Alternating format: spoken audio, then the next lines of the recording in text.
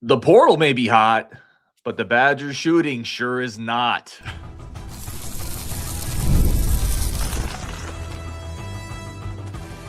You are Locked On Badgers, your daily podcast on the Wisconsin Badgers. Part of the Locked On Podcast Network, your team every day. What is going on, Badger fans? Welcome to Locked On Badgers, your team every single day, part of the Locked On Podcast Network. Thank you for being here, the #1 sports podcast network now, so thank you for helping us get there. Today's episode brought to you by FanDuel. Before tip-off, check the FanDuel app, see what's dropping during the NBA Happy Hour every Friday from 6 to 7:30 p.m. Eastern. We're going to get your thoughts on this game. So Mike Beyond the Mic is already starring comments. Where do you think this Badgers team is at? We're going to do a big picture. Is this team, are we just bad? Rajiv, like, forget maybe making the tournament. Are we just maybe a bad team? But first, I'm sure we'll hit some football portal stuff here and there as well. I'm sure we'll do that as well. But this is primarily Wisconsin, Purdue reaction. And listen, Wisconsin tightened up at the end, but this at one point was a 28-point game. I think is what it was for Rajiv in the second half. There's a professional podcast moment there. Rajiv with his phone going. No, I'm kidding. No, all good. Big picture takeaway here, Rajiv, to me was this team isn't consistent. There's little things I want to get into, but this team is not consistent or deep enough to sustain a high level of play. And when you play at Purdue, you have to play at a high level for long stretches of time. And this team has too many turnovers. It's too sloppy. The bench isn't strong enough. It can't shoot. Rajiv, we shot 17% from three for a team built around three-pointers. It's not enough of a team. And Purdue's a wagon, and you have to play really well to hang with them. Wisconsin collapsed. They tightened up at the end, but this was over in the second half. Yeah, sadly, the Big Ten is loaded with teams just like this. Purdue is one of several that are wagons. We already got smoked by Nebraska. We're going to get smoked by Michigan. Just don't even watch that game. It's not going to be worth it. But you know what, man? Like, we started off I was pumped. I was like, oh, man. John Blackwell's ready to go. He's fired up. He's doing his patented drive in, lift up, get those mid-range kind of, in the paint shots. Nolan Winter, I think overall had a good game, but then everything just fell apart dramatically. When you can't turn the ball over 8 times against Purdue, right? Purdue also has the best point guard maybe the Big Ten has ever seen, maybe college basketball. I mean, he is incredible. Let's stop before college basketball's ever seen. Let's pause. Not college basketball. In college basketball right now is what I meant to say. He is the best point guard in college basketball right now. But he's incredible. Like, you can't make mistakes because he finds the open guy every time. I felt like the energy dropped pretty dramatically when all of a sudden, like, we were going to the paint, we were getting aggressive. Then all of a sudden, like, okay, let's just start settling for threes again. We're a 3-point shooting team. We made 4 threes. What's going on? Like, there's just no production. I don't understand the rotations. I'm a little upset with guard for not playing guys that I feel like need to get more minutes. We could talk about that, but just overall, great start. Pretty much the first 10 minutes were awesome. The last 30 minutes were just forgettable. And if this is how we play against any team in the conference, we're not going to make the tournament. We're just not. And a 3-point shooting team probably needs to shoot a little bit better. Yeah, I mean, or adjust. The way they started this game, and you hit on it, man. Blackwell attacking the rim. You had Nolan Winter going in for an end one, and it felt like we were playing pretty well. And then we just settled again. Settled again. Stop settling. You're getting better shots at the rim. Play inside out. You can still shoot your threes. This is like, you can still have your dessert guys, but you got to put a little work in. And it felt like, again, this is something that Justin first brought up, and I thought he made a good point. It felt like, again, when it got tough, this team folded a little bit, right? And you had a moment here. You had a moment, a really good team, but you have them in Madison. You started off well, and again, you folded. Purdue's great. Purdue is a great team, Rajiv. You and I were both talking about this, but you can't go down 20-something points at home in the second half. You can't. I mean, when you're down 7 at halftime, and really the first half was even closer than that. Like, it was really a legitimately very good first half and close. And then, there was a point that John Blackwell took a 3 that he airballed. And in that moment, I was like, yeah, he's out. He's mentally, he looks like he's checked out of this. And because all of a sudden he just stopped doing what he was doing. And then he got in foul trouble. And then he was on the bench, and he came back in the second half and really didn't do anything. He started fighting with 5 minutes to go in the game. And then I'm like, oh, okay, well, it's just, I don't understand why this team can't just do this more consistently. Like what they did at the beginning was great. Everyone looked awesome. And then it just stopped. Like it's inexplicable. And that's where you blame leadership. That's where you blame Greg Gard. That's where you blame the coaching staff. Like at some point, something is not clicking, or the conversation, the timeouts isn't working, because why would you stop doing what you were doing that was successful? And then slowly but surely, you're just giving the ball away. Purdue is obviously going to score a ton of points, and you fall on your face. And it's embarrassing. It's disappointing on a day that, listen, Badger fans are a little happy today because the football team's doing some work, right? Got some stuff in the transfer portal, got some excitement happening there. Would have been really good to finally get a signature win, what this basketball team desperately needs. Because if you don't get that, you're not making the tournament. You need to get some of these big wins. And we've got more coming up, but this gives you no confidence that you can actually, for 40 minutes, play a team and play hard. Yeah, that's really well said, man. I want to say for everyone in the chat too, please do me this incredible favor. I have the Niners game paused. Most of you know I'm a Niners fan, so please don't put anything in the chat. Don't be like, "Oh, Ryan, your day got worse." Like I feel like you shouldn't even have said that. Well, I just want to be like, I don't want somebody to inadvertently slip something in, and I trust our community. I trust our community to hook me up here, because you have no idea. My brain is firing on every neuron. My brain is hyperventilating right now. I had both games on, the Badgers, the Niners. I was tracking the portal. I was getting this show ready. I have multiple IPAs in me. So please just no spoilers.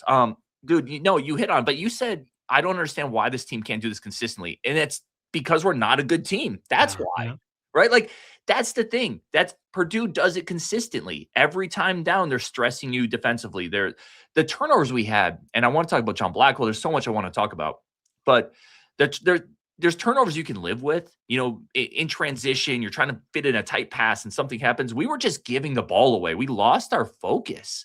There was multiple passes that we just airmailed, or, our communication wasn't there. Guy, we're in January.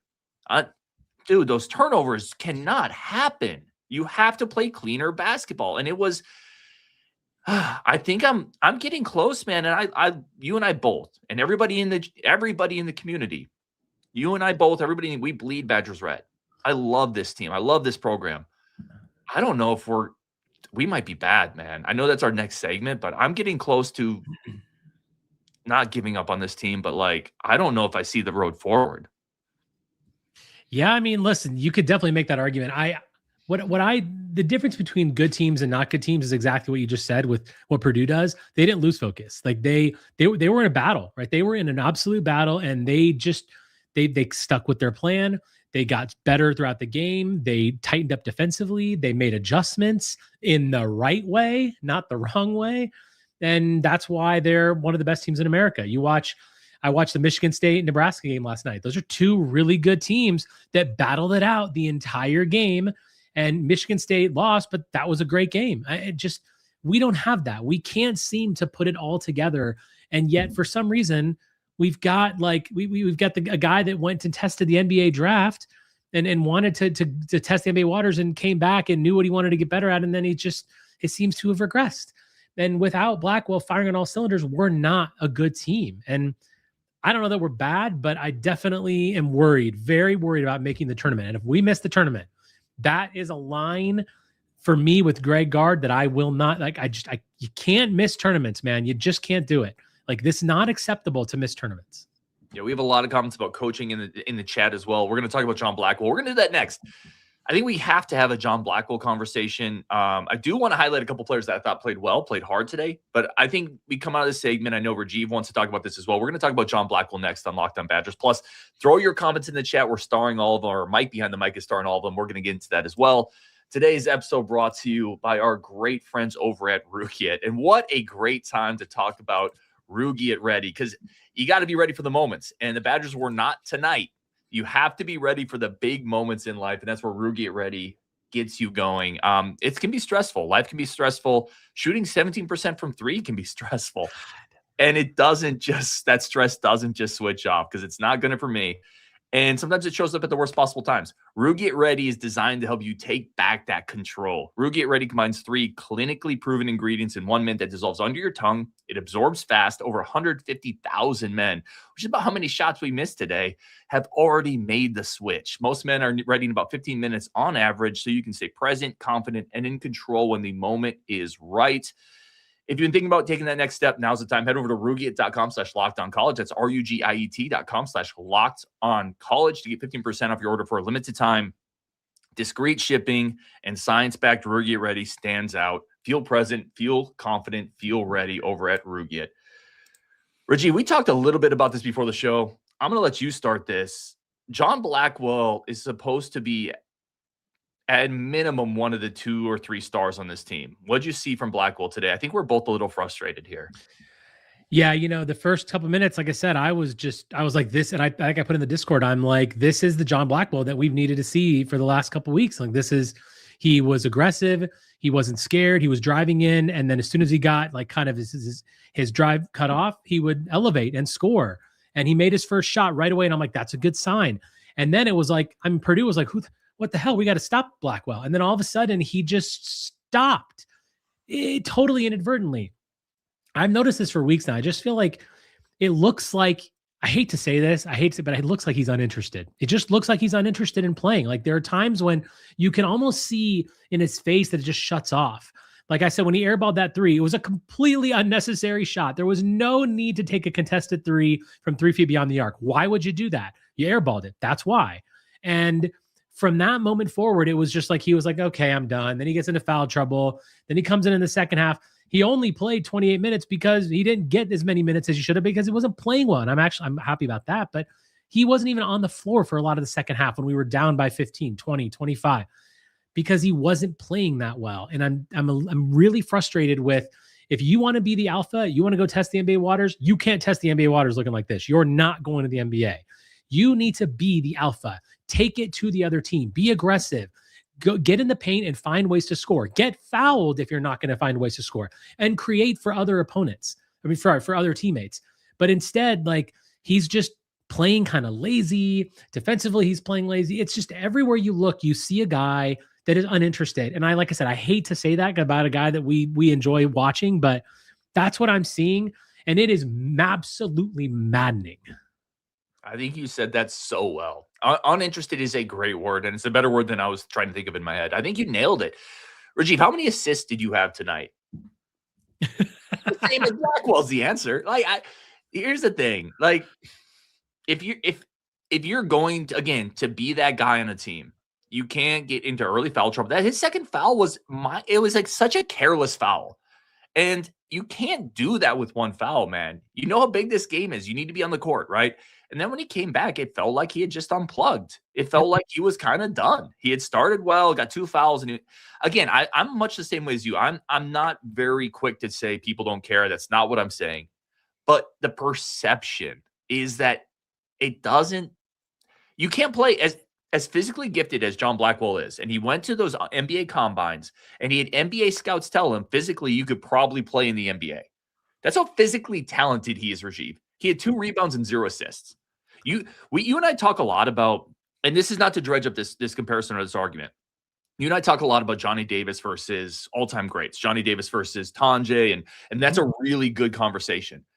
Johnny Davis had 7 rebounds every game. Yeah. Like, it was effort. That's all it was. You know, Johnny Davis is not more physically gifted than a lot of guys. He had 7 rebounds because I need John Blackwell to play like he did 2 years ago. I need him to play like that guy that came from Michigan that was a 3-and-D player that earned his way as a freshman onto the court. And we all said, that's a future star at Wisconsin. This guy's a future star. And I don't know where it's gone, man. You and I came out of this game the very same way, very frustrated with this. I think uninterested was a great word. I think it's a really well-said word. And we're both in the same spot. I don't want to say that about him, but that's what it looks like. Yeah, and I think that it's almost as if it's not working out like he expected. We all thought that Boyd and him were going to be such a great tandem. They're not. Like, they're individually good players, but together they just don't mesh. They don't have a connection, a chemistry on the court. And I feel like Boyd being there almost looks to be frustrating Blackwell. And therefore he's like, okay, well, this is Boyd's team now. I'm just going to kind of sit back. I don't know. Maybe he needs to be, if Boyd wasn't there, he'd be playing harder. That's not a good excuse. He shouldn't be doing that. But I almost feels like that a little bit. And something is off on the team chemistry. And that is where Greg Gard needs to step in and fix something, like Nick Boyd tonight. I thought he made some improvements by, hey, didn't shoot a 3, which I'm okay with that because he hasn't been making them very well, but he did other things. And you can see other guys doing their things. Nolan Winter just keeps getting better and better and playing harder and harder. But then you see Blackwell doing that. Now, what message does that send to your team? How are Winter and Boyd and those guys going to respond when they're busting their ass out there and you're not? And I tell you, it's really a bad sign. And this season could really tailspin very quickly. Yeah. And there is a lot of season left, and nobody would be happier than me if John Blackwell comes out and he flips it around. And I think you hit on the next thing I want to talk about is how much of this is on Greg Gard, how much of this Blackwell perceived disengagement. I'm going to call it perceived disengagement. I think it's a fair way to say it. How much of that is on Greg Gard? You build this roster. That's a coaching thing. You kind of set up the scheme. That's a coaching thing. Can Greg Gard fix it? Can you still fix it into January, or is this team who it is? I don't know, man. I do think you have to find a way.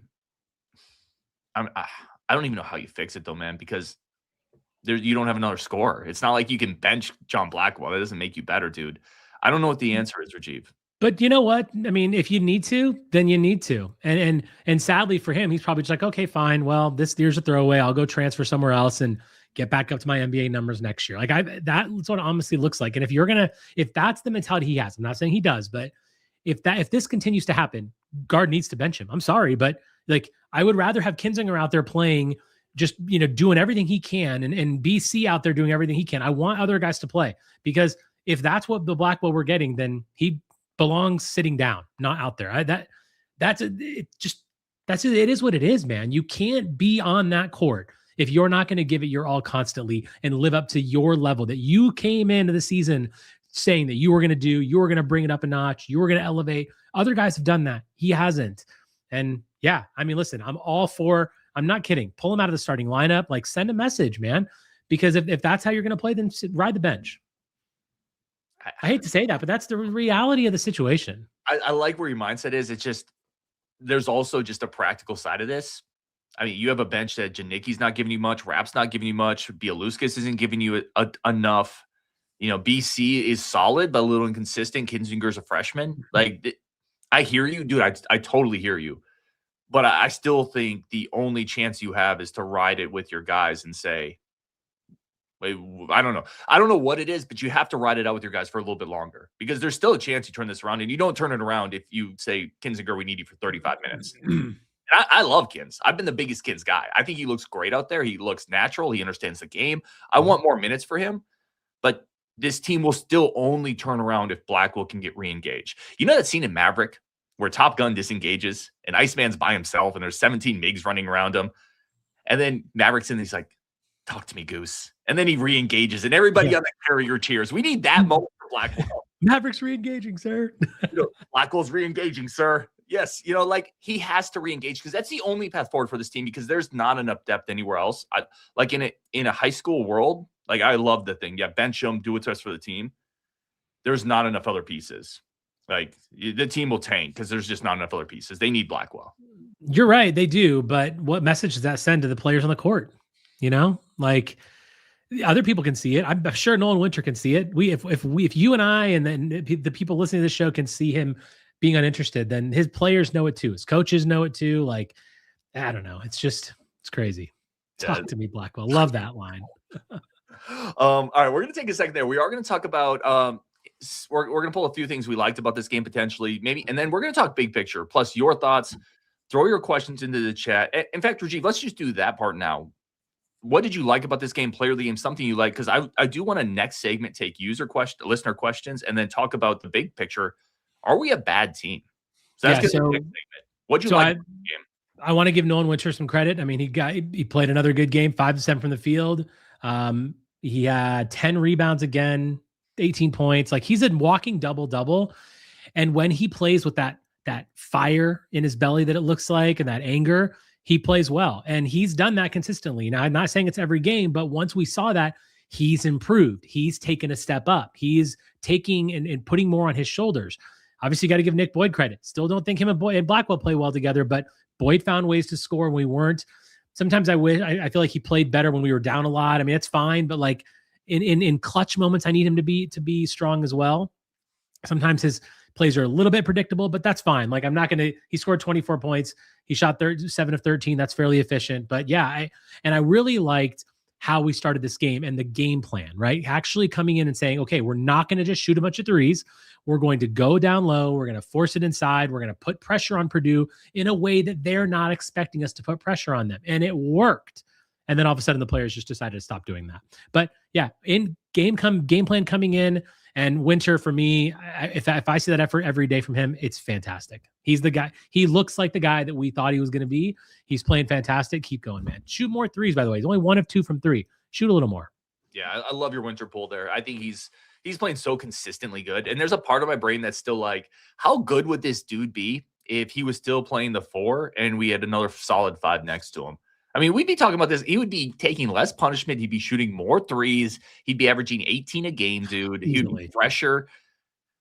I think he's playing great. And I also want to give kudos to Nick Boyd. I know you mentioned him, but at least that dude is out there passionately getting the crowd involved. He's taking it to the rim. He had a couple really nice finishes. He had a really, really nice pass in the second half when kind of everybody had stopped playing. But like I thought he played hard consistently.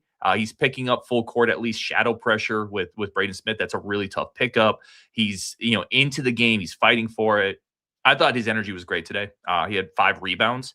Again, 6'3" Nick Boyd had 5 rebounds, and John Blackwell, not to continue to beat a dead horse, had 2.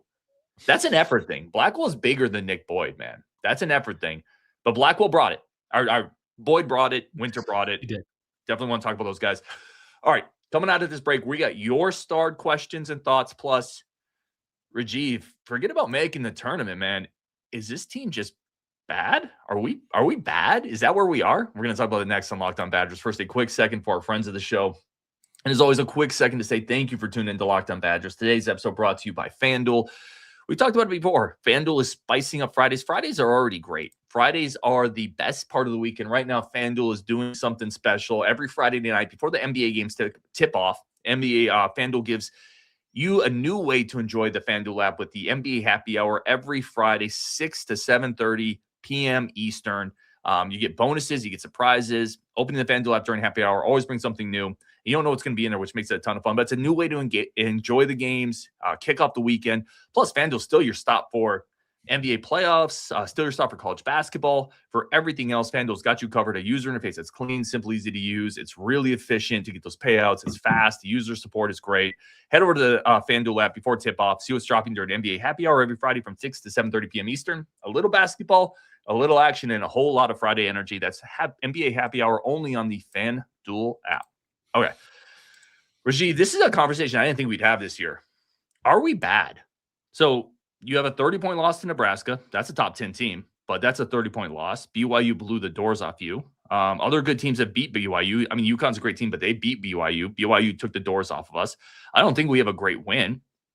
We climbed back into this one, but this was non-competitive for periods in the second half. Is this a bad team?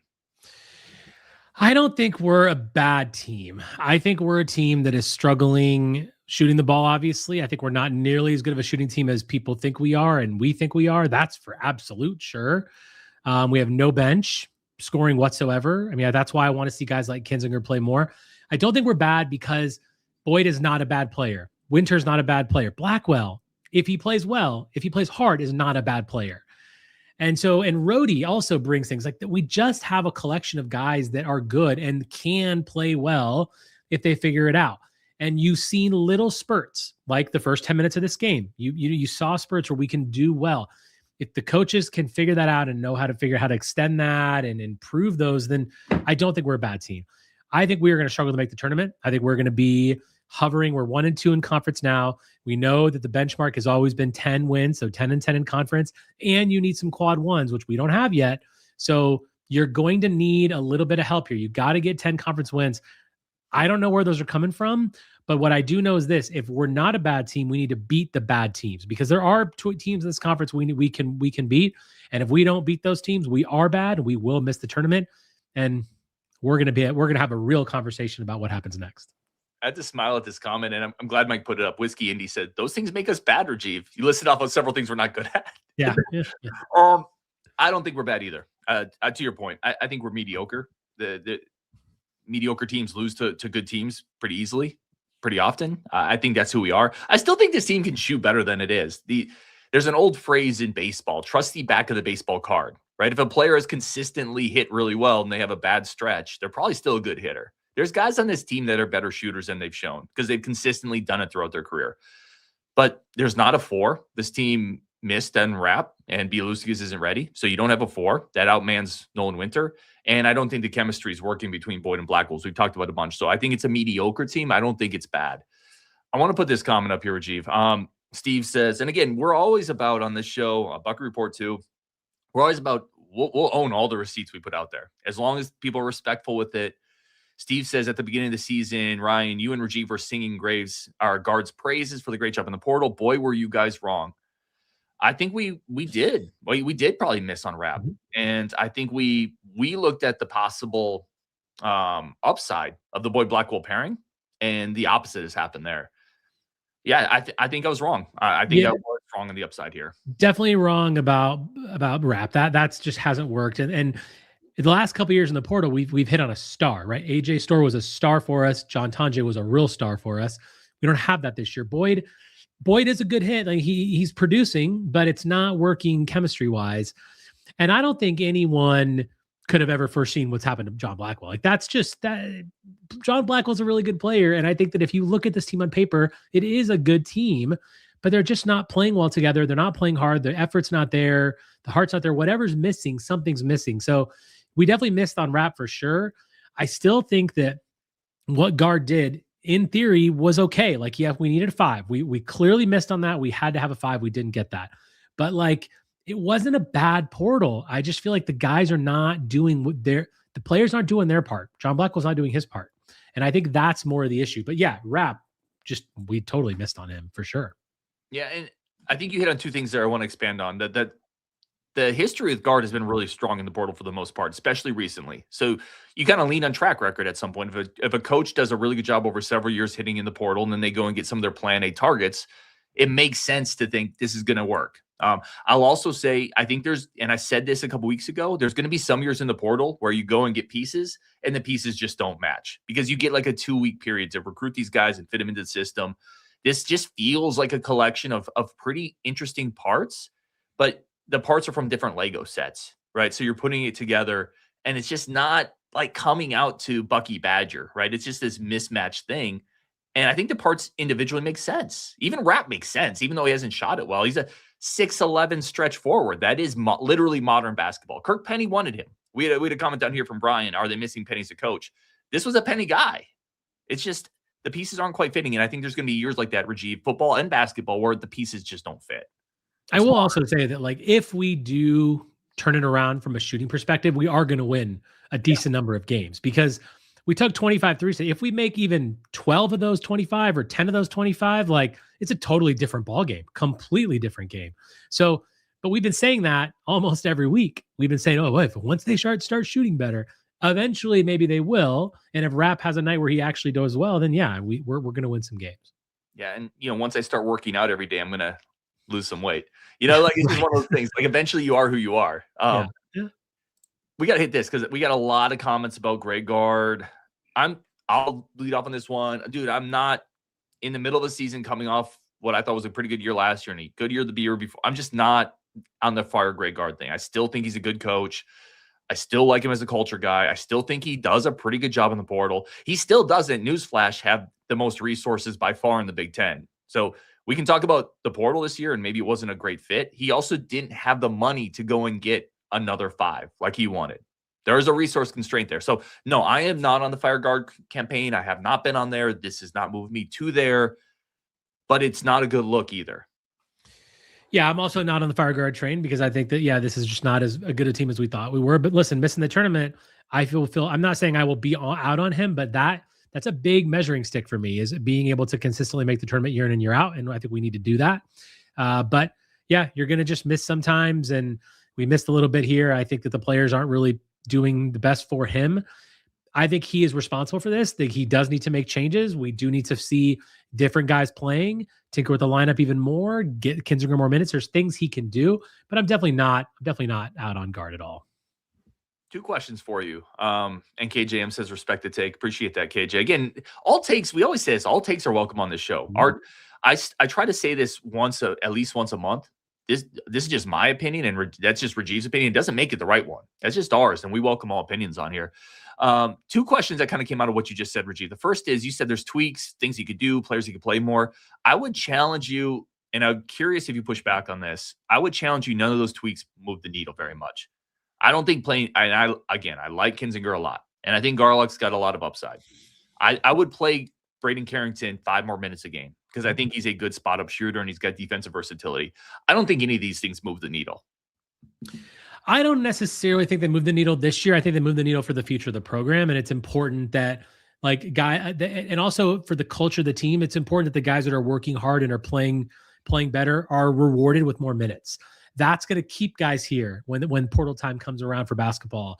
And, and also if nothing else, it just sends the message. So if it doesn't move the needle, fine. It's not like we're not good anyway, or at least right now. So do something else, do something that's different. And maybe it moves the needle, maybe it doesn't, but it's going to improve other things with the team. I don't hate that take. This was the other one I said I had 2 for you.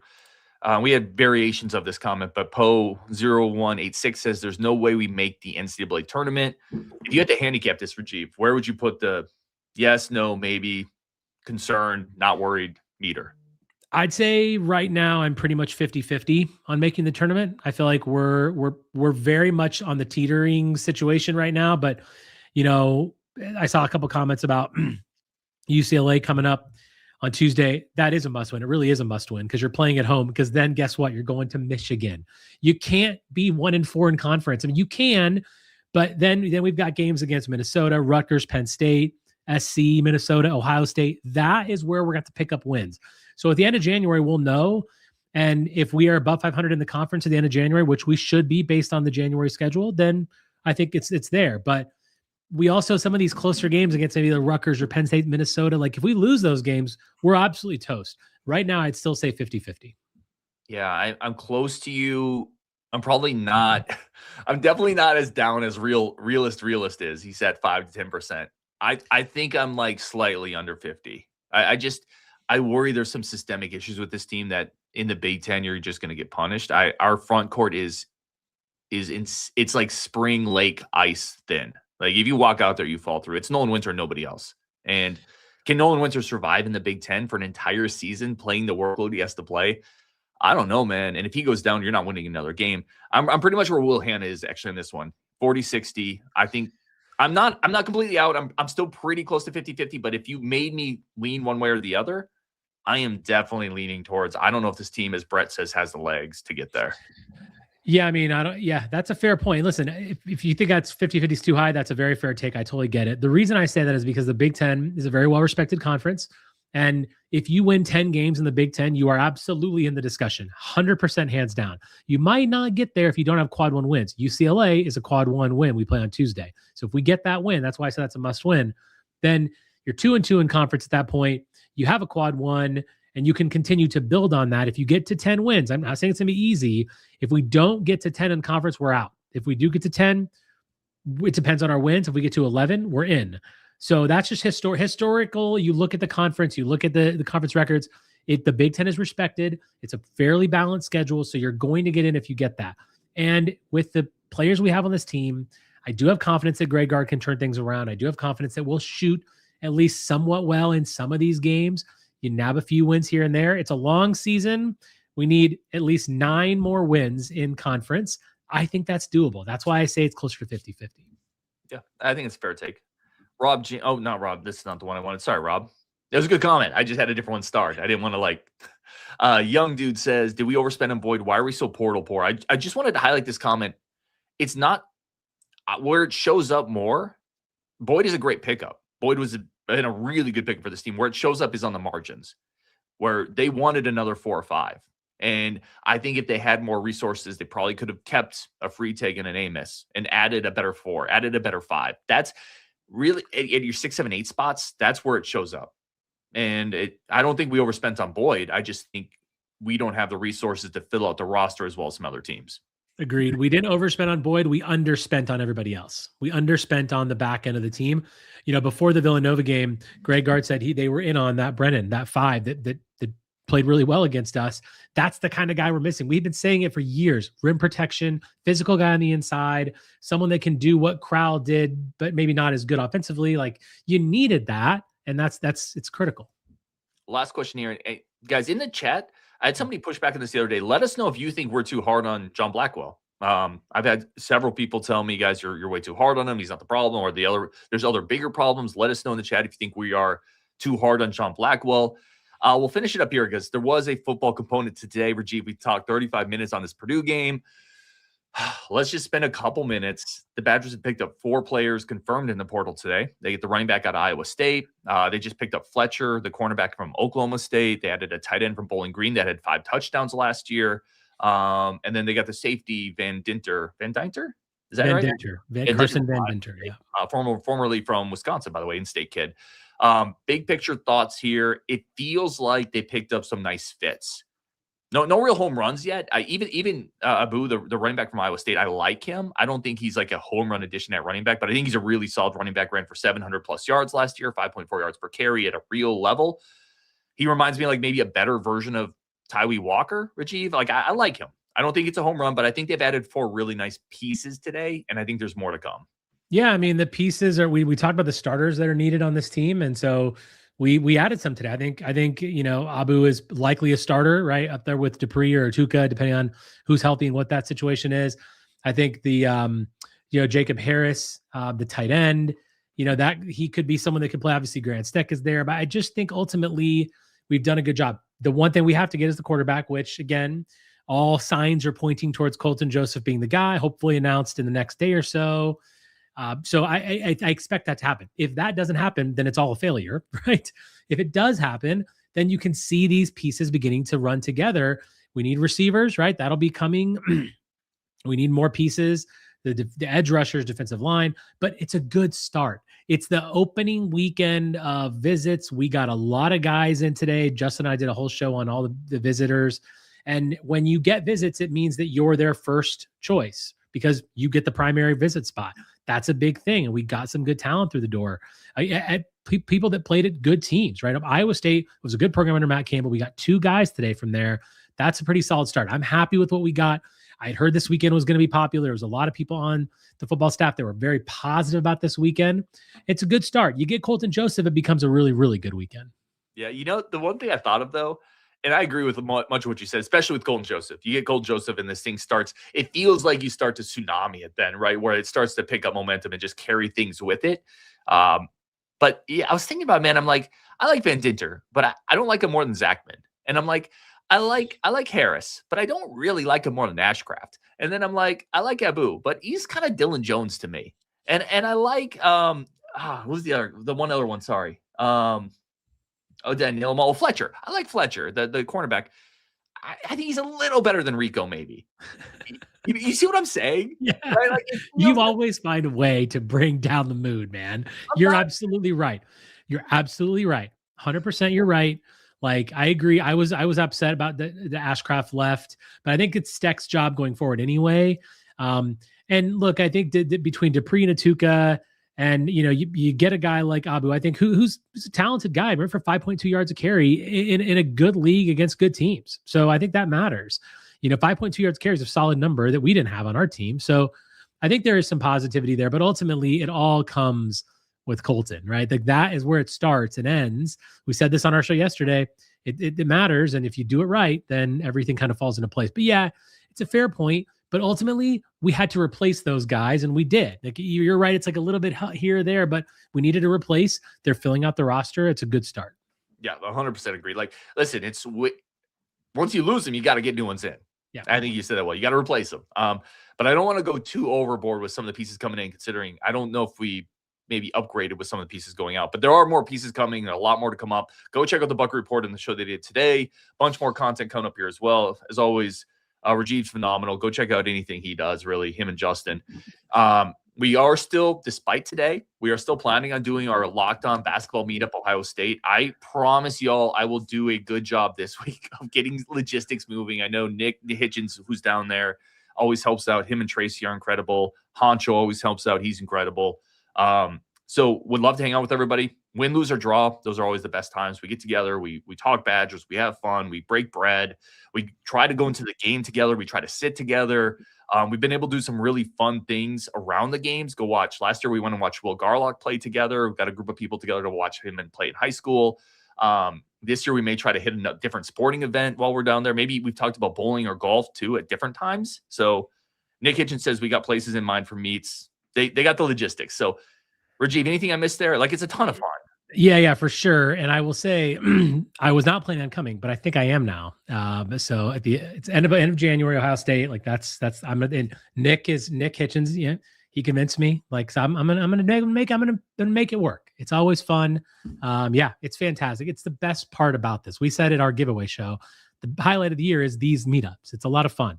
So come to the game with us and just come hang with us. Even if you have a beer, it's great. Good stuff. And we try to make it, listen, kid friendly. Some kids will come out. We try to make it just fun and a better. Oh, I always try to add something if we can. So yes, please do it. I'm going to go watch the Niners now, Rajiv. I got one more quarter to go there. It was 10-3 when I signed off. So I'm going to go do that. He is Rajiv. Thanks to Mike behind the mic as always. He's back there running the chat. He's awesome. And from there on Wisconsin as always. And we will definitely, and Caroline's down there. She's been to the meetups. Also just phenomenal. On Wisconsin, and we will definitely talk later.